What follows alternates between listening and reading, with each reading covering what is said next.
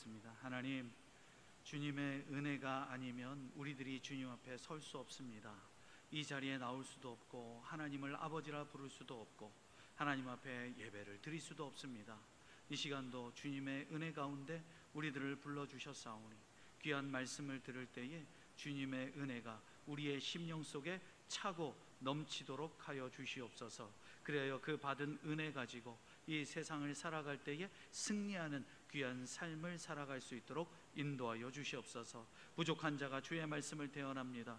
주의 종을 주께서 사로잡으시고 하나님이 허락하신 말씀만을 증거하는 귀한 시간 되도록 함께하여 주옵소서. 감사드리고 예수 그리스도 이름으로 기도드리옵나이다. 아멘. 인생이 아무리 화려하고 멋져도 길이요 진리요 생명 되시는 예수 그리스도를 떠나서는 그 인생이 금방 다 녹슬어 버리고 쓸모없게 될 수밖에 없습니다. 권력을 잡거나 돈을 벌어서 성공하는 것을 보게 되면 한 번 부자는 죽을 때까지 부자이고, 권력을 한 번 잡은 사람은 죽을 때까지 그 권력을 잡는 것이 아니라 하는 것을 우리는 이미 역사를 통해서 많이 살펴봤습니다. 물론 많은 부자들이 평생에 많은 돈을 가지고 살지만 그것도 엄밀히 따지고 보면 그렇게 오랜 시간이 아닙니다. 생각해보면 30년, 40년, 50년, 길어야 60년입니다. 돈만 있으면 화려한 인생을 살 수 있을 것 같아서 이를 악물고 열심히 돈을 벌어보다 보니까, 돈을 벌어보니 어떻습니까? 열심히 돈을 잘 벌어서, 많이 벌어서 잘 살아보려고 애를 썼는데 그 돈을 버느라고 그 사이에 놓쳐버린 정말 중요한 것들이 얼마나 많이 있습니까?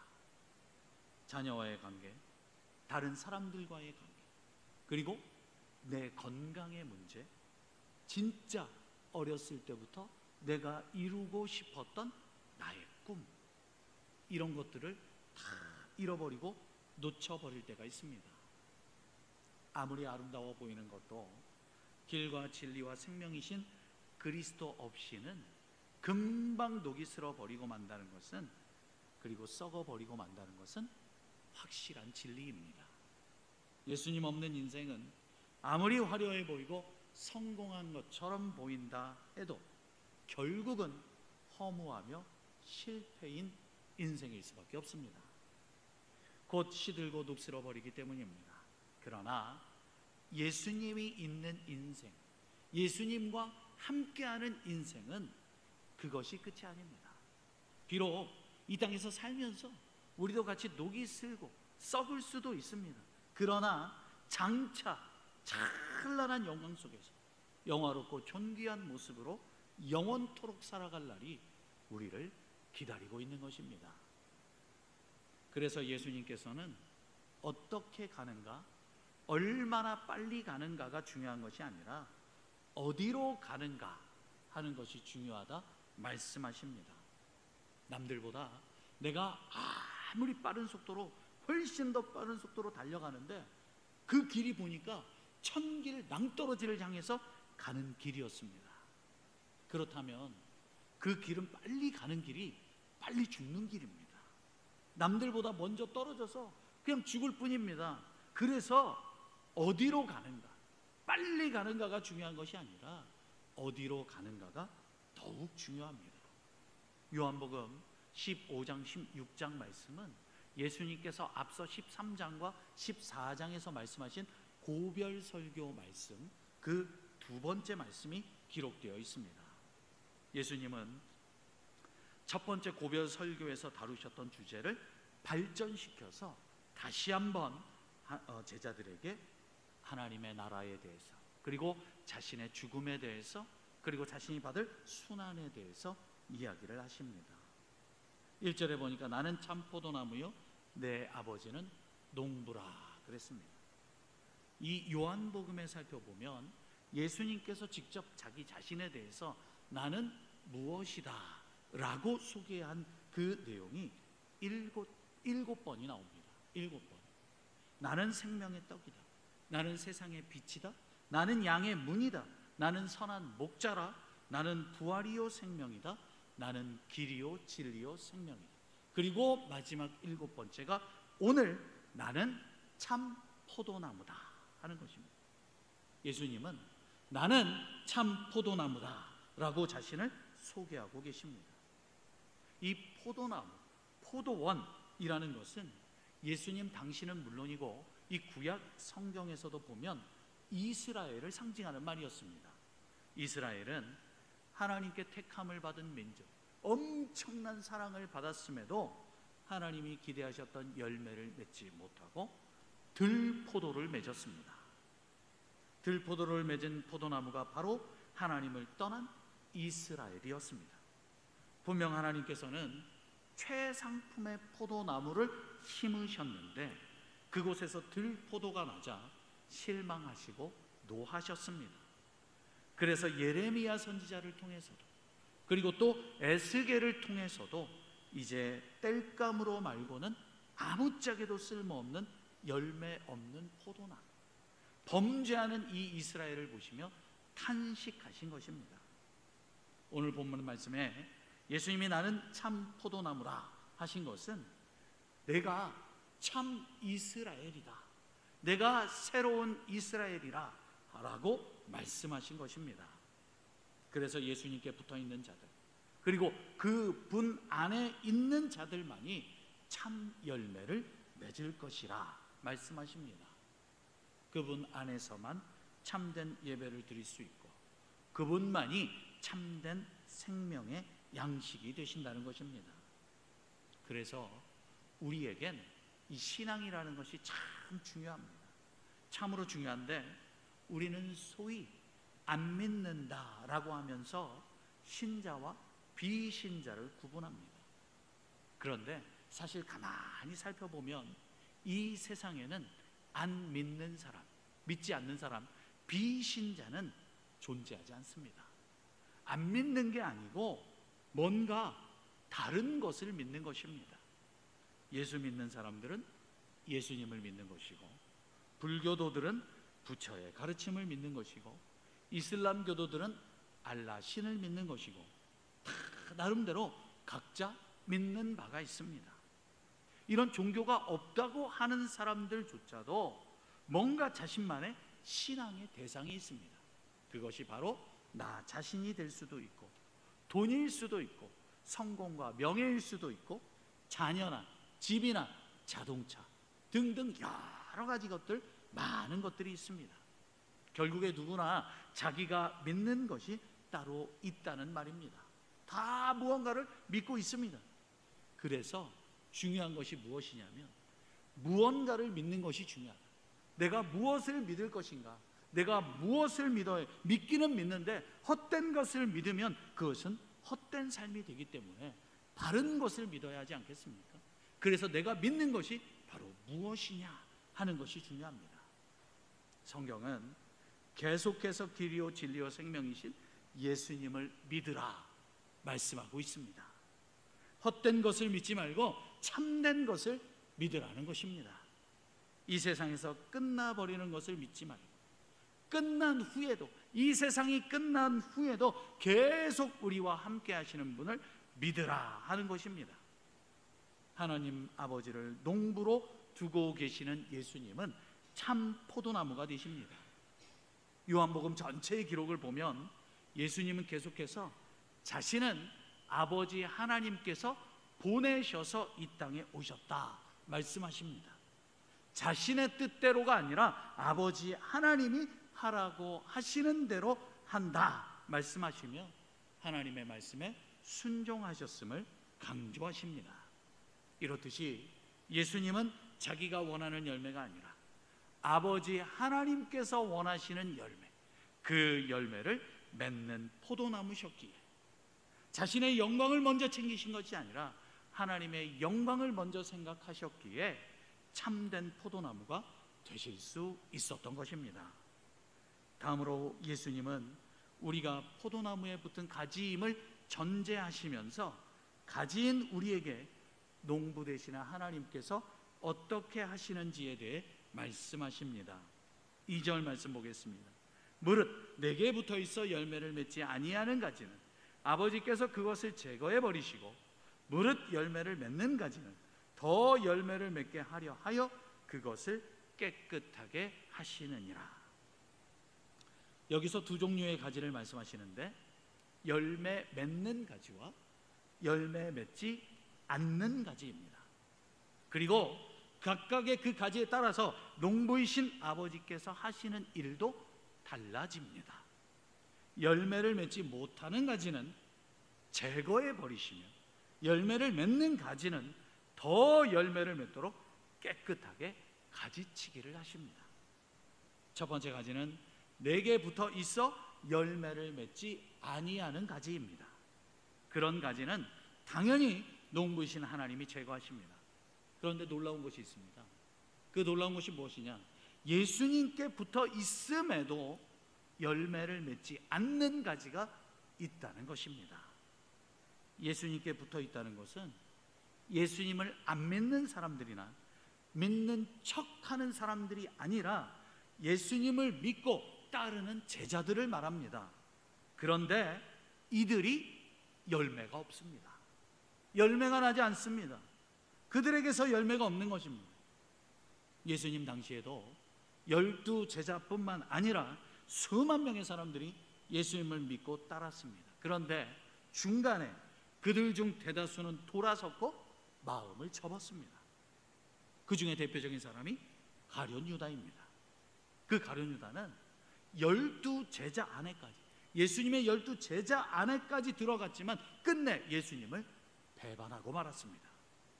3년 반씩이나 예수님을 따라다니면서 다른 제자들과 똑같이 둘씩 짝지어 나가 하나님의 나라를 전하고 귀신도 쫓아내고 능력도 행했습니다. 그러나 예수님이 이루시려는 그 나라가 돈과 명예가 보장되며 로마를 물리치고 최고가 되는 나라, 세속적인 영광으로 높아지는 나라가 아니라는 것을 깨달았습니다. 그리고 예수님을 배반했습니다. 그러고 보면 이 가룟 유다는 정말 머리가 좋았던 사람입니다. 다른 제자들은 그때까지도 예수님, 하나님의 나라가 임하시면 저는 우편에, 저는 좌편에 하나님 나라에서 한 자리씩 갖게 해주세요. 그렇게 얘기하던 제자들이었지만 가룟 유다는 벌써 상황 파악을 빨리 했습니다. 그렇게 머리가 좋던 가룟 유다, 결국은 예수님을 배반하고 맙니다.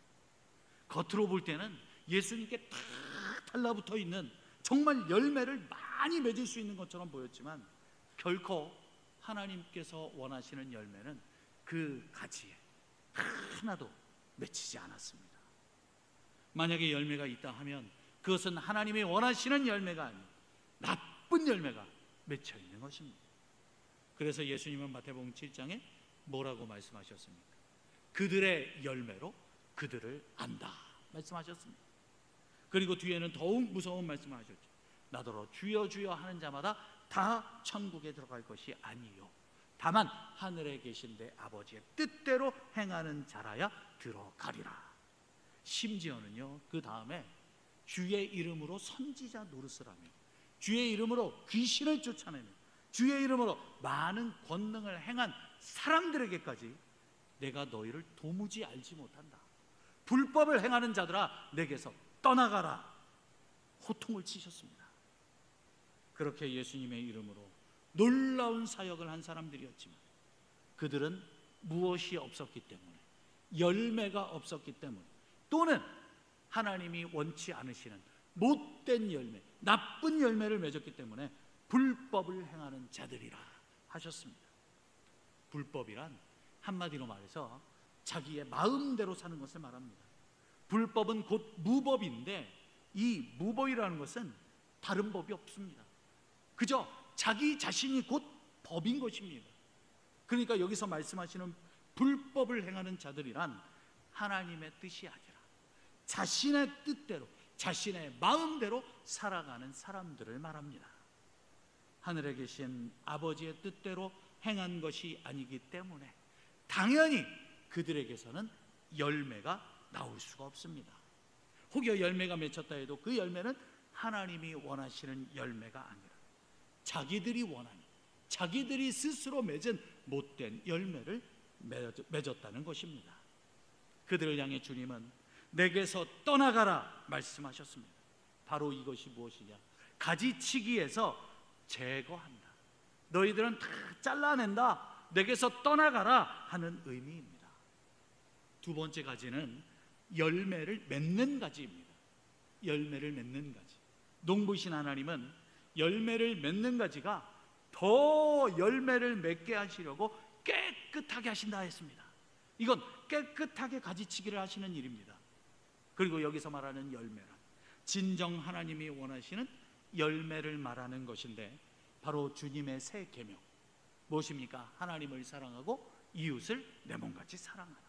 그 계명에 순종하여서 하나님 사랑, 이웃 사랑을 실천하고, 특히 우리 주님께서 우리들을 사랑하신 것처럼 서로 사랑하는 것을 의미하고 있습니다. 하나님과의 친밀한 관계 속에서 하나님의 사랑에 푹 젖어 그 사랑이 나를 채우고 나를 가득 채워서 넘쳐 흐르게 되고, 이 넘쳐 흐른 것이 나의 이웃에게로, 형제 자매들에게로 흘러 들어가는 그런 삶을 의미하는 것입니다.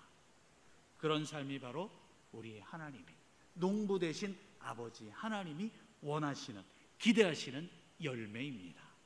그래서 신앙생활이라는 것은 예배에 참석하고 돌아가는 것이 전부가 아닙니다. 혼자 기도하고 혼자 말씀 보고 묵상하는 것이 신앙생활의 전부가 아닙니다. 우리가 개인적으로도 물론 열심히 기도하고 말씀을 읽고 묵상하며 예배해야 되겠지만, 우리가 서로 함께 모여 예배하고, 함께 모여 말씀을 공부하고, 함께 모여 복음을 전하고, 함께 모여 교제하며 서로 섬기는 것, 이것이 바로 진정한 신앙생활이고 제자훈련입니다. 그래서 교회를 떠나서는 진정한 신앙생활이 될 수 없습니다. 진정한 제자훈련을 이룰 수 없습니다. 말씀 공부만 하고 기도만 하는 것이 제자훈련이 아닙니다. 그 말씀과 기도라는 토대 위에서 주님이 말씀하신 사랑, 주님이 보여주신 그 사랑을 실천하기 위해 애쓰고 훈련하고 연습하는 것, 그리고 우리의 삶 속에서 실제로 그런 것들이, 그런 사랑이 나타나는 것, 그것이 바로 진정한 제자 훈련이고, 그 가운데 자기도 모르는 사이에 조금씩 예수님을 닮아가는 참 제자가 되어가는 것입니다. 그러면 농부이신 하나님이 열매를 맺는 가지를 깨끗하게 하셔서 더 풍성한 열매를 맺게 하시는 방법이 무엇이겠습니까? 3절 말씀 보니까 너희는 내가 일러준 말로 이미 깨끗하여졌다 했습니다. 제자들은 이미 깨끗해진 자들입니다. 13장에서 깨끗해진 사람들은 발만 씻으면 된다 하였습니다. 온몸을 다 씻을 필요 없이 이미 목욕한 사람은 발만 씻으면 된다 말씀하신 그대로입니다. 그런데 그것이 내가 일러준 말, 예수님이 일러준 말씀, 바로 그 새 계명, 그 하나님 말씀을 믿음으로써 깨끗해졌다 말씀하고 계십니다. 우리가 하나님과 예수님을 더 깊이 알고 관계가 더 깊어지는 방법은 여러 가지 것들이 있습니다. 우리가 당하는 고난, 그 고난을 통해서 하나님이 깨달음을 주셔서 우리가 깨끗해질 수도 있고, 하나님이 우리에게 부어주시는 큰 은혜를 경험한 뒤에 우리의 신앙이 깊어질 수도 있습니다. 그리고 여기저기에서 열리는 집회와 부흥회, 기도회를 통해 참석했다가 큰 은혜를 받아서 그렇게 될 수도 있습니다. 그런데 요한복음 전체의 이 흐름 속에서 강조하시는 것은 무엇이냐? 바로 말씀입니다. 말씀. 신앙의 성패는, 성공과 패배는 하나님의 말씀을 통해서 하나님과 실질적인 교제를 나누게 되고, 그리고 그 말씀을 통해서 말씀대로 내 삶 속에서 하나님이 기뻐하시는 삶을 살아가고 있느냐에 달려 있는 것입니다. 그리고 그 삶이 우리 주변의 형제 자매, 우리의 이웃들에게 사랑으로서, 사랑의 모습으로서 드러나야 합니다. 농부들은 봄에 가지치기를 할 때 일찍 핀 꽃들이나 열매들을 다 잘라냅니다. 그래야 더 맛이 좋은 포도송이가 맺히기 때문입니다. 이처럼 더 맛있는 포도를 맺히게 하기 위해서 가지치기를 한다는 것은 무언가를 잘라버리고 포기한다는 뜻입니다. 더 좋은 것을 얻어서 더 좋은 상품을 얻기 위해서 과감히 어떤 것들을 포기하고 잘라낸다는 말입니다. 보통 사람들은 소유가 많으면 행복하다고 생각해서 돈을 많이 벌려고 합니다. 그리고 이미 돈이 많이 있는 사람들도 내가 조금만 더 벌고 더 모으고 그만두겠다 합니다. 그런데 그런 목표를 두고 쫓아가다 보면 사실은 어느새 나의 자신이 그곳에 거기에 노예가 되어 있는 것을 발견하게 됩니다. 돈을 벌려고 따라가다 보면 어느새 돈의 노예가 되어 버려 있는 것입니다. 그래서 모든 것의 기준이 돈이 되고 사람을 판단하는 것의 기준도 돈이 되어 버립니다. 정말로 아름다운 열매를 맺으려면 그런 것들을 과감히 잘라내고 포기하는 것이 필요합니다. 내가 아끼고 좋아하는 것이지만 그런 것을 잃어버리는 아픔을 경험하게 되더라도 그런 것들을 과감히 버리고 잘라내고 포기하게 될 때 오히려 하늘로부터 내려오는 더 풍성한 열매, 더 정말 좋은 열매를 맺을 수 있게 된다는 말입니다. 4절 말씀입니다. 내 안에 거하라, 나는 너희 안에 거하리라. 가지가 포도나무에 붙어있지 아니하면 스스로 열매를 맺을 수 없음같이 너희도 내 안에 있지 아니하면 그러하리라. 여기 내 안에 거하라, 나도 너희 안에 거하리라. 이 우리말로 번역된 이 말씀을 헬라어로 직역하게 되면 이렇습니다. 내 안에 거하라, 그리고 나도 너희 안에 거하게 하라 하는 의미입니다. 물론 주님의 도우심의 은혜로 그것이 가능하겠지만 예수님을 우리 안에 거하시게 하는 것, 그건 역시 우리의 책임이고 우리의 사역이고 우리에게 달려 있다는 것입니다. 우리의 역할을 강조하시는 말씀입니다. 주님은 인격적인 분이시기에 아무리 주님이 원하신다 해도 내가 끝까지 거부하면 그것을 그대로 인정해 주시고 존중해 주십니다. 요한의 다른 편지인 요한계시록에서 라오디게아 교회에 편지한 내용을 교회에 말씀하신 내용을 보면 알 수 있습니다. 계시록 3장 20절 세 번역으로 읽어드립니다. 보아라, 내가 문 밖에 서서 문을 두드리고 있다. 누구든지 내 음성을 듣고 문을 열면 나는 그에게로 들어가서 그와 함께 먹고 그는 나와 함께 먹을 것이다. 마음의 문을 두드리시는데 그 문을 열지 않을 때 그 문을 부수고 들어오지는 않으십니다. 예수님은 이렇게 우리의 인격을 존중해 주십니다. 우리가 스스로 그 마음의 문을 열 때까지 기다려 주십니다. 그래서 우리는 예수님이 들어오시도록 우리의 마음의 문을 언제나 활짝 열어 놓아야 합니다. 그리고 한번 마음의 문을 열어서 예수님이 우리 마음 안에 들어오시게 한 후에도 계속해서 우리 주님이 내 마음속에 거하시도록 끊임없이 노력하고 만들어 가야 하는 것입니다. 포도나무에 붙어 있지 않는 가지가, 나무에 붙어 있지 않는 가지가 열매를 맺을 수 없는 것은 너무도 당연한 일입니다. 나무에 붙어 있지 않으면서 스스로 열매를 맺는 가지는 이 세상에 존재하지 않습니다. 이 분명한 자연의 원리가 예수님과 제자들의 관계에도 적용된다는 것입니다. 너희도 내 안에 있지 아니하면 그러하리라. 내 안에 있지 않으면, 즉 나와 붙어 있지 않으면 열매를 맺지 못한다 하는 말씀입니다. 우리는 모두가 예수님을 믿고 구원을 받았습니다. 그리고 구원을 받은 이후에도 끊임없이 우리가 예수님 안에 거할 때, 그리고 예수님을 우리 안에 거하게 할 때 주님의 말씀대로 사랑을 실천하며 살아갈 수 있습니다. 그 열매를 맺을 수 있다는 것입니다. 5절 말씀입니다. 나는 포도나무요 너희는 가지라. 그가 내 안에 내가 그 안에 거하면 사람이 열매를 많이 맺나니 나를 떠나서는 너희가 아무것도 할 수 없음이라. 나를 떠나서는 너희가 아무것도 할 수 없다 하는 이 말씀은 우리가 반드시 기억해야 할 예수님의 경고의 말씀입니다. 우리가 이 땅에서 사는 동안 기억해야 할 말씀이고, 또 이 땅에 교회가 존재하는 한 반드시 기억해야 하는 말씀입니다. 너무나 많은 그리스도인들이 예수님을 떠나서도 많은 것을 할 수 있다라고 생각하고 살아갑니다. 그래서 예수님 없이 살아갑니다. 그래서 이미 오래전에 그런 사람들을 가리키는 책도 나왔습니다.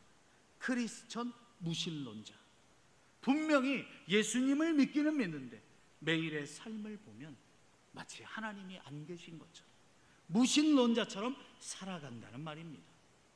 그리스도인이지만 예수님을 떠나서 사는 그런 삶이 얼마든지 가능합니다. 예수님을 믿는다고 하면서도 내 마음대로 사는 것이 가능하다는 것입니다.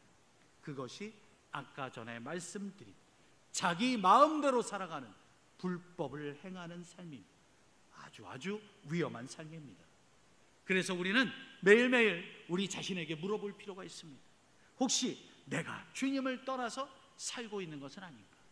내 마음속에 주님을 거하게 하며 살아가고 있는가?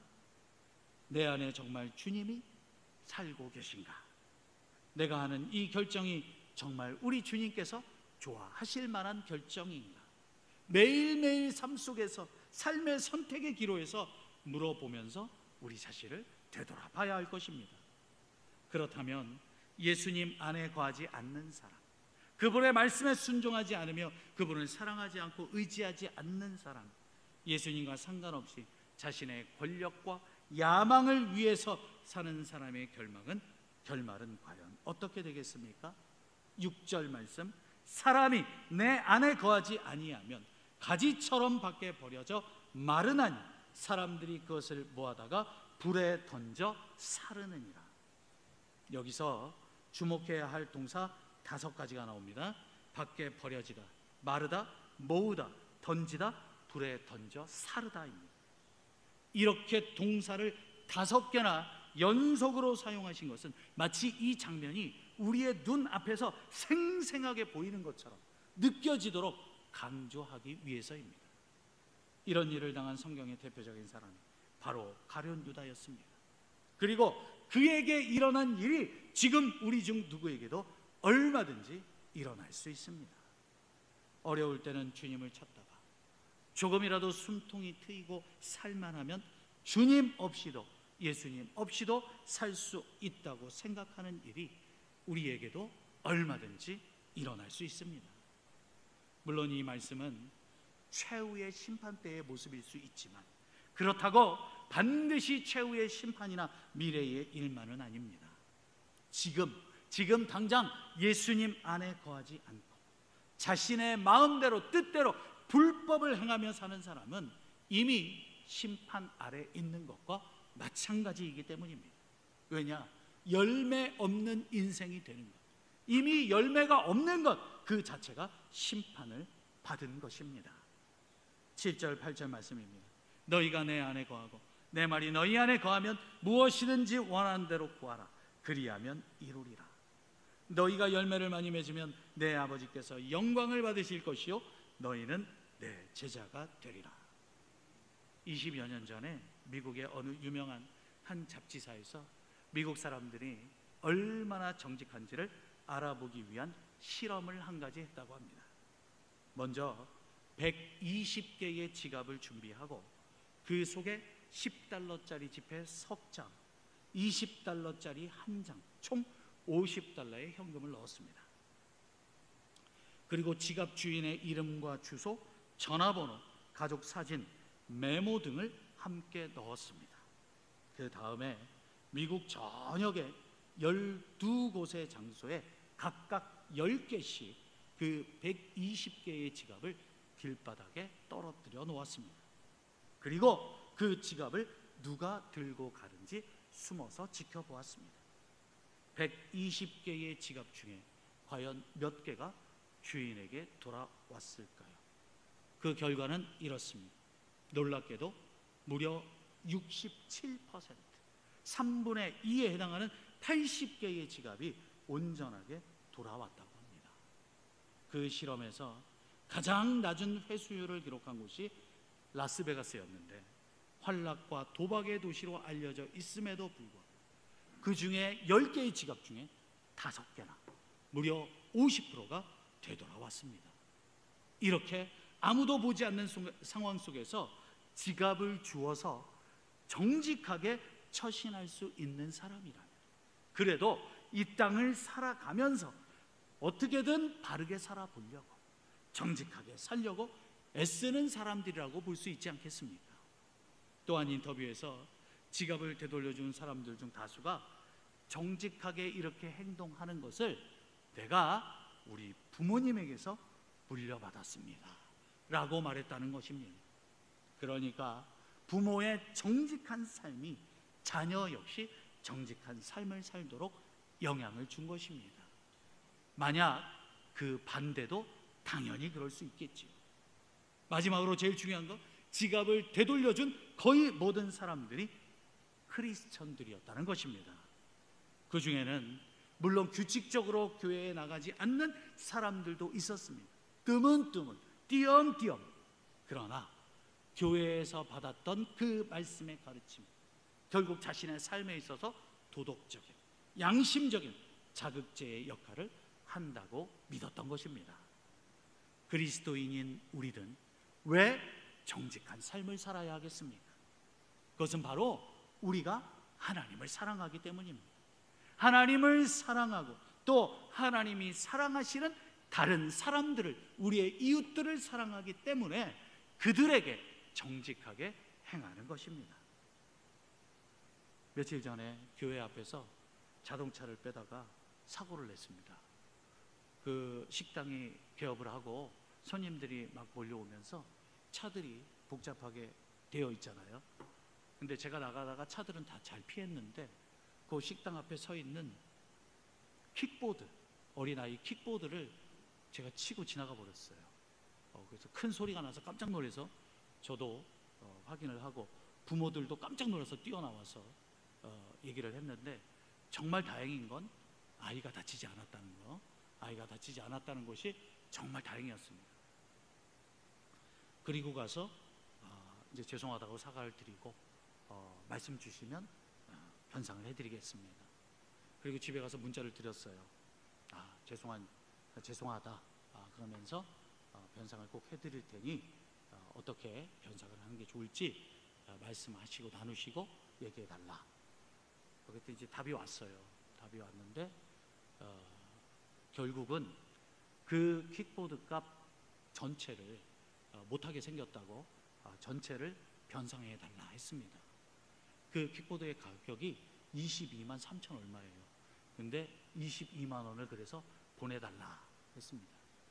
그래서 제가 25만 원 보내줬어요. 제가 25만 원 보내줬고요. 혹시라도 그 킥보드를 사서 타고 난 뒤에 시간이 흘렀는데 그 사이에 가격이 오를 수 있으니 인상된 가격이 있으면 다시 얘기해달라. 그 인상된 가격만큼 제가 보내드리겠다 했더니 이제 문자가 왔어요. 처음 문자랑 다르게 너무너무 감사하다고, 너무너무 감사하고 이것을 제값을 받아야 되나 그렇게 생각을 했었는데 제값보다도 더 많은 돈을 보내주셔서 너무너무 감사하고, 그 인상되지 않았으니까 그 문제에 대해서는 걱정하지 말아라, 그렇게 말씀을 해주셨습니다. 분명히 그 식당 앞에 있는 사장님도 제가 우리 교회 목사인 걸 알잖아요. 그리스도인은 사람들 앞에서 보이는 것도 중요하지만 하나님이 다 보고 계셨잖아요. 그래서 이렇게 하나님 앞에서 그런 정직한 모습으로 행하는 것이 참으로 중요합니다.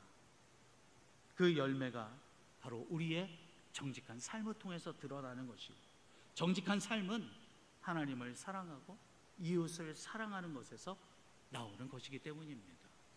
그분들이 만약 믿지 않는 가정이었다면 행여 예수님을 좀 믿을 수 있는 기회가 됐으면 좋겠다 생각이 듭니다. 바로 이러한 삶이 하나님께 영광을 돌리는 삶임을 기억하시기 바랍니다. 길이요 진리요 생명이신 예수님 안에 거함, 그분에게 꼭 붙어서 풍성하고 아름다운 열매들을 많이 맺으시는 가지들이 다 되시기 바랍니다. 그리하여서 농부이신 하나님의 마음을 기쁘시게 해드리고, 그 또한 우리 또한 하나님으로부터 풍성한 열매를 더욱더 많이 맺어드리는 고귀한 인생들이 다 되시기를 주님의 이름으로 축복합니다. 기도하겠습니다. 하나님 감사드립니다. 우리들은 열매 없는 인생 되지 않기 원합니다. 하나님께서 우리들을 포도나무에 다 붙어있게 하시고, 우리들 역시 주님을 내 안에 모셔 드리게 하여 주시어서 우리들 삶 가운데서 아름다운 사랑의 열매들을 주렁주렁 맺을 수 있는 귀한 가지들이 되게 하여 주옵소서. 주님께서 우리를 사랑하신 것과 같이 우리의 이웃들을 사랑하게 하시고, 우리 또 하나님을 더욱더 많이 사랑하는 우리 성도들이 다 될 수 있도록 함께하여 주시옵소서. 감사드리고 예수 그리스도 이름으로 기도드리옵나이다. 아멘.